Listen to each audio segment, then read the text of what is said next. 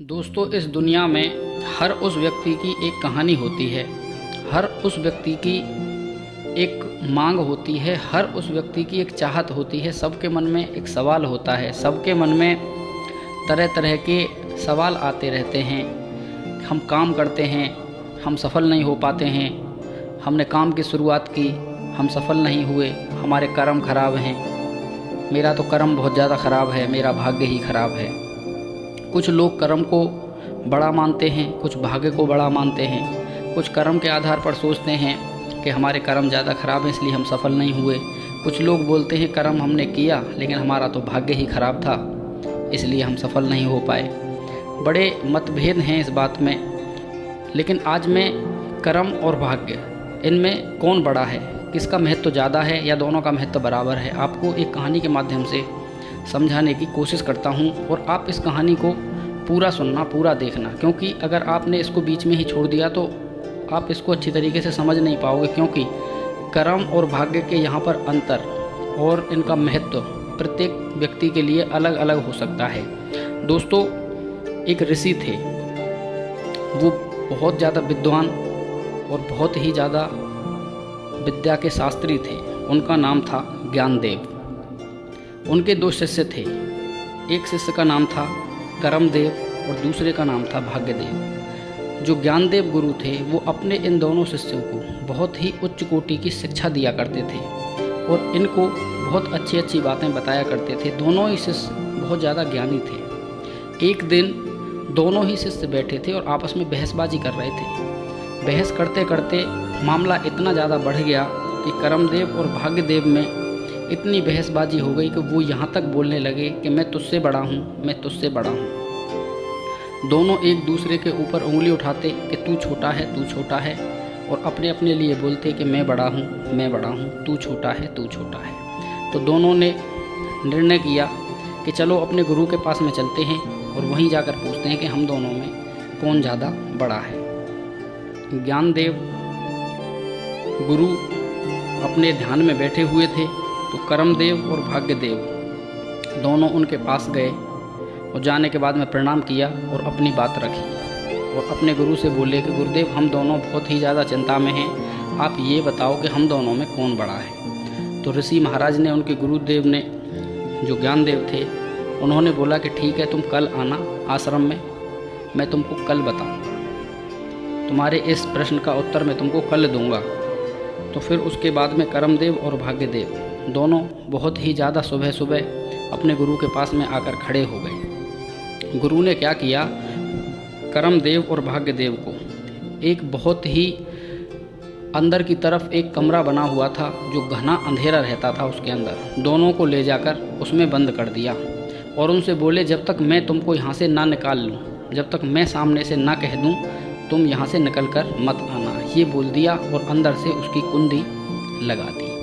अब इस तरीके का चलते हुए सिस्टम दो दिन हो गए, 3 दिन हो गए। अब तो कर्मदेव और भाग्यदेव दोनों बड़े परेशान थे क्योंकि उसके अंदर इतना अंधेरा था कि प्रकाश की, सूरज की एक किरण तक उस कमरे के अंदर नहीं जा सकती थी। अब तो दोनों को ये लगने लगा कि अब हम इसमें भूखे और प्यासे ऐसे ही मर जाएंगे। तो भाग्यदेव ने सोचा कि अब तो यहाँ पर मरना निश्चित ही है, क्यों ना अंतिम क्षणों में भगवान का नाम लिया जाए। तो वो समाधि लगाकर, आसन लगाकर भाग्यदेव एक साइड में बैठ गया और राम नाम और राधे कृष्णा का जाप करने लगा। उधर जो कर्मदेव था उसने सोचा कि मरने की तो अब बारी है, लेकिन क्यों ना मरने से पहले इस अंधेरे कमरे में घूमकर देखा जाए, क्या पता कुछ खाने पीने का सामान ही मिल जाए। तो वो चारों तरफ इधर उधर धीरे धीरे चलने लगा। तो जब दूसरे कोने की तरफ वो पहुंचा तो उसके पैर एक बड़े से बर्तन से जा टकराए। उसने हाथ से छूकर देखा तो उसको महसूस हुआ कि उसमें कुछ चने रखे हैं। तो कर्मदेव इस चीज़ से बड़ा प्रसन्न हुआ और उसने मुट्ठी भर के उसमें से चने निकाल लिए और वो एक तरफ बैठकर उसमें खाने लगा। जैसे ही वो चने खा रहा था तो खाते खाते उसमें कुछ पत्थर भी थे, तो वो पत्थरों को निकालकर भाग्यदेव की तरफ फेंक देता था और चने खुद खा लेता था। तो दोस्तों, इसी तरीके से काफ़ी समय तक चलता रहा सिस्टम। तो एक दिन उनके गुरु ने आकर दरवाज़ा खोला। और जैसे ही दरवाज़ा खोला तो देखा कि वो जो भाग्यदेव था वो भगवान की समाधि लगाए बैठा है, और जो कर्मदेव था वो चने की जो वहाँ पे एक बहुत बड़ा बर्तन रखा था वो उसके पास में बैठा है और चने खा रहा है। दोस्तों, जो चना के अंदर कर्मदेव को लग रहा था कि ये पत्थर हैं, वो दरअसल पत्थर नहीं थे, वो थे मोती, जिसने पत्थर समझकर भाग्यदेव की तरफ फेंक दिए। दोस्तों, यह कहानी आप यहीं मत छोड़ देना, क्योंकि आपको लग रहा होगा कि कर्म ने तो कर्म किया और भाग्य वहाँ बैठा था, तो भाग्य ज़्यादा बड़ा था, तो इसलिए उसकी तरफ कर्म ने जो मोती थे वो सब फेंक दिए, जो बहुत ज़्यादा कीमती थे वो उसने इकट्ठे कर कर रख लिए। दोस्तों, ना तो यहाँ पर भाग्य बड़ा है और ना ही यहाँ पर कर्म बड़ा है। भगवान श्री कृष्ण ने भी अर्जुन को समझाया था जब युद्ध होने वाला था कि अर्जुन, तुम कर्म करो और फल की इच्छा मत करो, क्योंकि जब तुम कर्म करोगे तो फल तो तुम्हें अपने आप ही स्वतः ही अच्छे मिलेंगे। दोस्तों, कर्म और भाग्य सफलता की दोनों चाबियां हैं। उदाहरण के लिए आप ये सोचो कि अगर हमारा कुछ सामान बैंक के लॉकर में, हमारे गहने या हमारे कुछ आभूषण बैंक के लॉकर में रखे हैं, तो उस लॉकर की एक चाबी मैनेजर के पास में होती है और एक चाबी हमारे पास में होती है। ठीक उसी तरीके से सफलता के लिए कर्म और भाग्य की दो चाबियां होती हैं।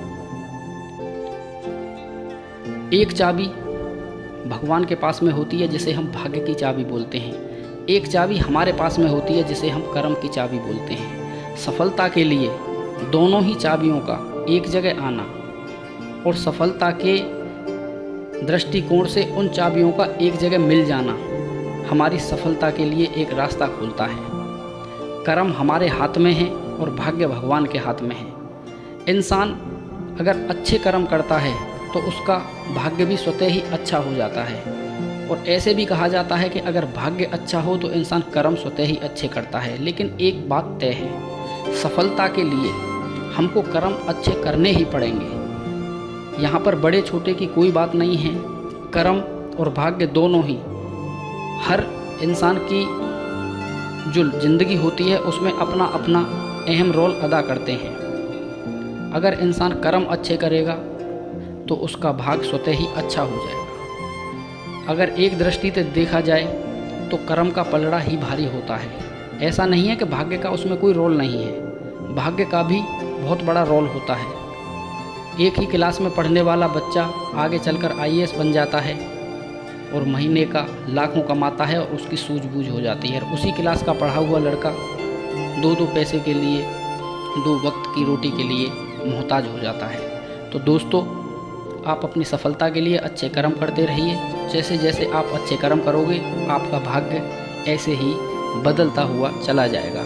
अगर स्टोरी अच्छी लगी हो, कहानी अच्छी लगी हो तो वीडियो को लाइक कर देना और हमारे चैनल को सब्सक्राइब कर देना। धन्यवाद।